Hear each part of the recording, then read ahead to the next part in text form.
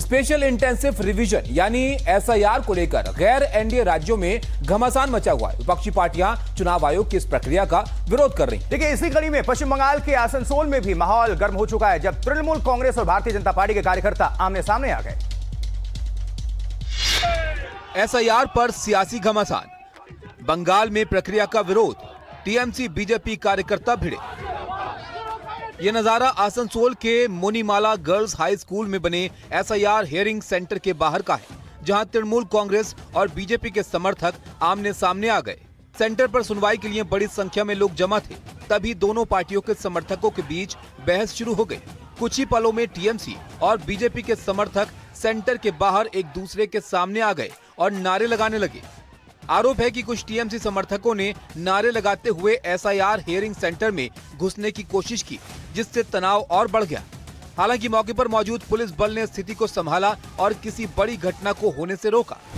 पूरे मामले पर बीजेपी राज्य समिति के सदस्य कृष्णेंदु मुखर्जी ने आरोप लगाया कि टीएमसी समर्थक बीजेपी द्वारा लगाए गए कैंप में पहुंचे और तोड़फोड़ की। आसनसोल के जिलाधिकारी के मुताबिक कुछ लोगों ने सेंटर के बाहर कैंप लगा लिए थे, जिन्हें हटा दिया गया है, क्योंकि ऐसे कैंप लगाने की इजाजत देने वाला कोई नियम नहीं है।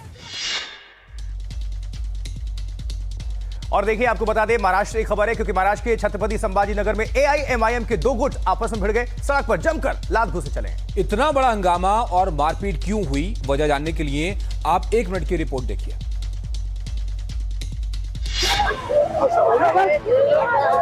एआईएमआईएम के प्रमुख असदुद्दीन ओवैसी इन तस्वीरों को देख मायूस जरूर होंगे।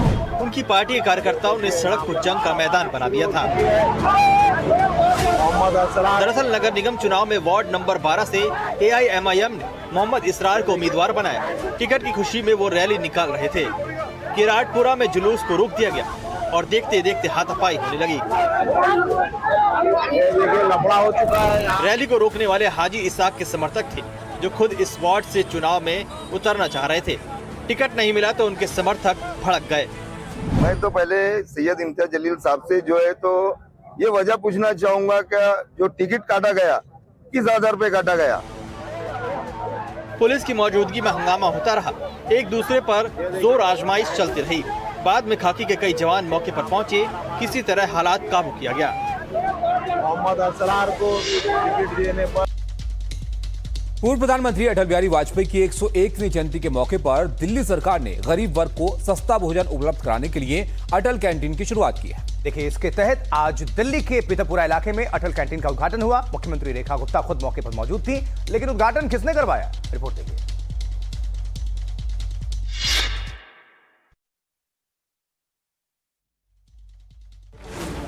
दिल्ली की मुख्यमंत्री रेखा गुप्ता ने पीतमपुरा स्थित अटल कैंटीन का उद्घाटन एक अलग अंदाज में किया। उन्होंने वहां मौजूद गरीब महिलाओं से नारियल तुड़वाकर कैंटीन की शुरुआत करवाई। उसके बाद जैसे ही रेखा गुप्ता कैंटीन के अंदर पहुंची, समर्थकों ने जोरदार नारेबाजी की और जय श्री राम के नारे भी लगाए। अंदर पहुंचकर रेखा गुप्ता ने एक बुजुर्ग महिला को गले लगा लिया और उस महिला ने उन्हें आशीर्वाद दिया। बुजुर्ग महिला को सीट पर बिठाया और उसकी थाली से रोटी तोड़कर एक निवाला भी खिलाया। कैंटीन में बैठी दूसरी महिलाएं भी मुख्यमंत्री की संवेदनशीलता को देखकर भावुक हो गई और रेखा गुप्ता जिंदाबाद के नारे लगाए। दरअसल गुरुवार को राजधानी दिल्ली में 45 जगहों पर अटल कैंटीन की शुरुआत की गई है।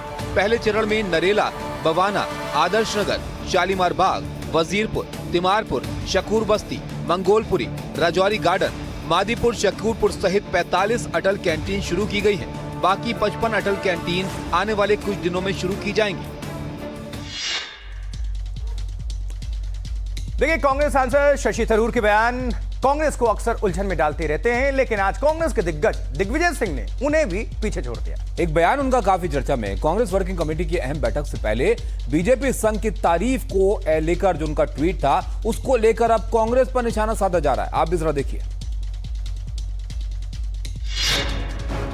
दिग्विजय सिंह ने अपनी पोस्ट में प्रधानमंत्री नरेंद्र मोदी की पुरानी तस्वीर साझा की है, जिसमें मोदी लालकृष्ण आडवाणी के पैरों के पास बैठे नजर आ रहे हैं। दिग्विजय सिंह ने तस्वीर के साथ लिखा कि आरएसएस का जमीनी स्वयंसेवक और बीजेपी का जमीनी कार्यकर्ता नीचे बैठकर सीएम और पीएम बना, ये संगठन की शक्ति है।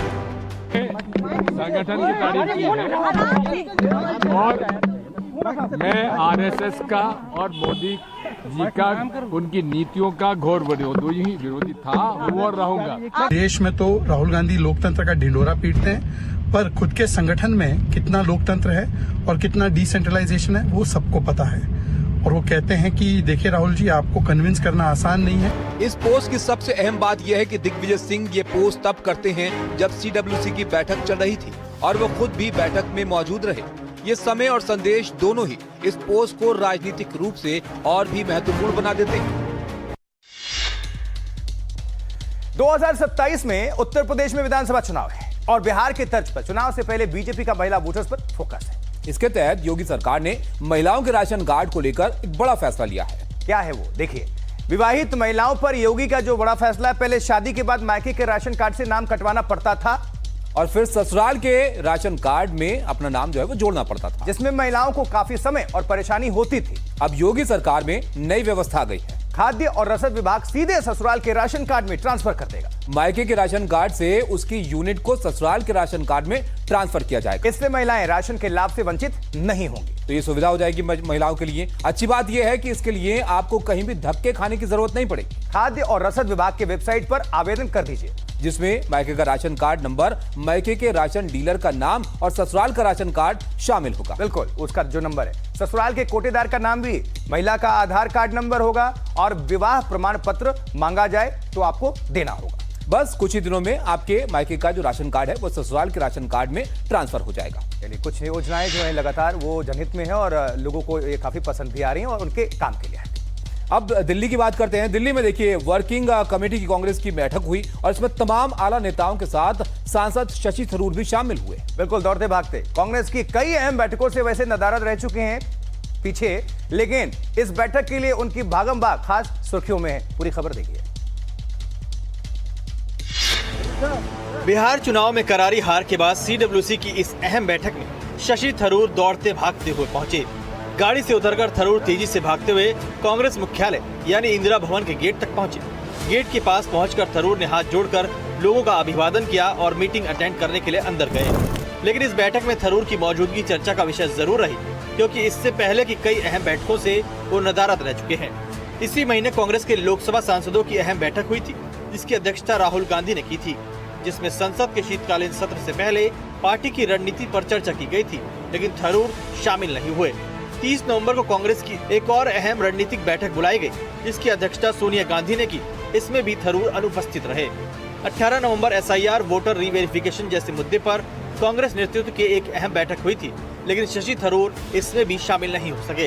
हालांकि बाद में शशि थरूर ने यह सफाई दी कि वे निजी व्यस्तताओं के चलते इन बैठकों में शामिल नहीं हो सके।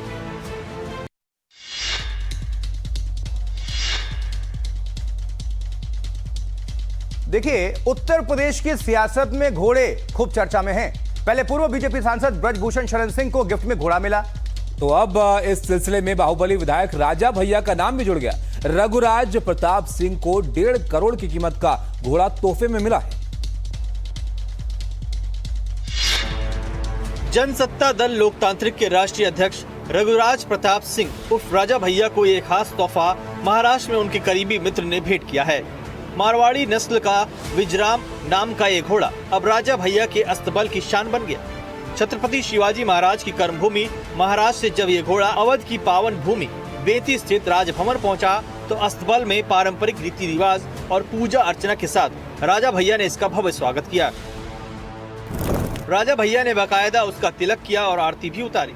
इस घोड़े की सबसे खास बात यह है कि इसका विधिक रूप से पासपोर्ट बना हुआ है, जिसमें घोड़े की नस्ल, कद-काठी, रंग, माता पिता और 3 पीढ़ियों तक की पूरी जानकारी दर्ज है।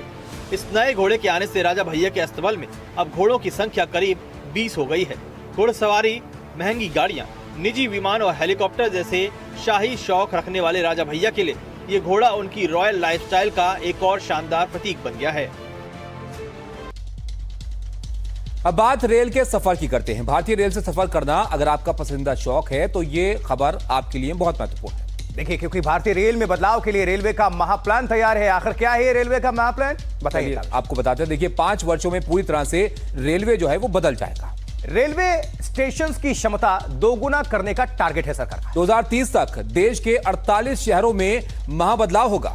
3 कैटेगरीज में रेलवे स्टेशन की क्षमता बढ़ाने का प्लान हो रहा है। मौजूदा टर्मिनल्स में अतिरिक्त प्लेटफॉर्म जोड़े जाएंगे। शहरों के आसपास नए टर्मिनल्स बनाए जाएंगे। मेंटेनेंस सुविधाएं भी बढ़ाई जाएंगी। मल्टी ट्रैकिंग और सेक्शनल कैपेसिटी को बढ़ाया जाएगा। इस स्टेशन पर भीड़ कम होगी। बिल्कुल, और देखिए कनेक्टिविटी मजबूत हो इसके लिए भी कदम उठाया जाएगा और यात्रा अधिक इससे सुविधाजनक बन जाएगी। तो इन तमाम चीजों को लेकर ये कदम उठाए जा रहे हैं। उधर सूत्रों के हवाले से खबर यह भी है कि टिकट कोटा सिस्टम खत्म करने पर भी विचार किया जा रहा है। बिल्कुल, जबकि सैलून के रूप में सिंगल कोच वाली विशेष ट्रेन सेवा मिलती थी उसे भी बंद किया जा रहा है।